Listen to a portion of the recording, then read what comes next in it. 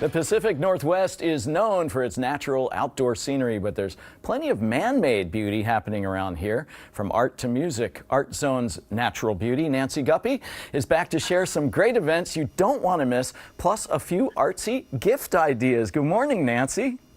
Good morning, Jimmy. Great to see you. Good to see you too. I feel like I can almost reach out and touch you right now. Touch my Zoom face. It's great to see that so many galleries are reopening now, and it's in the physical world. Everybody tried to do what they could virtually, but it's now possible to actually go places. So what's on your calendar? What's coming up? All right, so I've got 3 visual art events I want to mention, and the first one is at the Henry Art Gallery, which is over on the UW campus.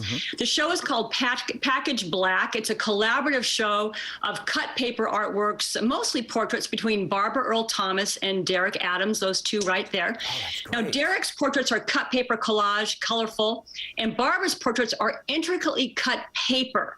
They're just amazing. And so Barbara, like that right there, that's all cut paper with obviously with color paper behind the black cutout. So it's just gorgeous.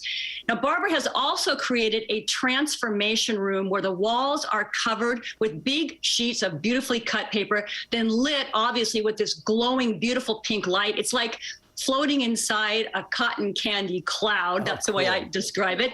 And this is a great show, well worth going to, and it runs now through May 2022. So you have a fair amount of time to go to see that one. Yeah, that looks a little bit like my son's dorm room, but a more upscale version. You know, a different pink, different pink in your son's dorm room. Put anything on the walls they can, just to call it decorating. So what's happening at Sam? At Seattle. Okay, at Sam, it's a great retrospective featuring the visionary photographer Imogen Cunningham. Now, Cunningham grew up here in the Seattle, basically attended the UW in 1900. She had a portrait studio. That's a portrait of Martha Graham. And she really pushed the boundaries of what photography could be. So this show features portraits, of course, experimental works like that double exposure right there of those cello players. Really great street photography, wonderful shots of just people, who don't necessarily know they're getting their photo taken or don't really quite understand it. And then exquisite close-up images of flowers and plants, which she also became known for. So this is a show, I don't know, 70, 75 different pieces. It's a real tour de force, and it runs through February 2022. So that would be a great thing to take your relatives to, actually, when they're coming to town for the holidays. Yeah, that's what amazing visuals those are. She really covered the whole spectrum in terms of photography, to go from portraiture to the close-ups. This is a place that I keep meaning to get to, the Pacific Bonsai Museum. Is it bonsai or bonsai? I say bonsai, but I'm not. It might be bonsai. I'm not really sure. But it's in Federal Way, and it's on the old Weyerhauser corporate headquarters. It's a new thing to me, but certainly nothing to be missed. So it's outdoors, and the meticulously crafted pruned bonsais are nestled amongst all these, forest of trees. There are about 50 bonsais currently on display from their permanent collection. Now, in addition to the bonsais, they have a special exhibit right now of viewing stones. And viewing stones, it's a practice common in Japan, China, Korea, I'm sure other countries, where you go into nature, you find a stone, you bring it back, and you kind of contemplate it. It's supposed to spark your imagination. And these are like a couple of examples. That kind of looks like a brain to me. I think it looked like a flower garden, but I guess that displays the differences in our personalities, doesn't it? Yeah, well, there you go. Also, kind of in it, like it's all about your imagination. Now that that picture right there, that in the dark, the museum is open during the daylight hours. Normally one night a year. They are open at night. So if you're into bonsais in the evening light, you want to check that out. That happens December 18th, which is a Saturday from 4 to 7. And more information about all of this stuff about bonsai is pacificbonsaimuseum.org. So you want to definitely check that out. It's really cool. That's great. You always have great gift ideas. So of course, steeped in the arts as well. Tell us, well, just give us a couple off your list of great gift ideas. Sure. For the season. So of course, there's, like you said, there's tons of great gifts made by artists, but I'm going to mention two.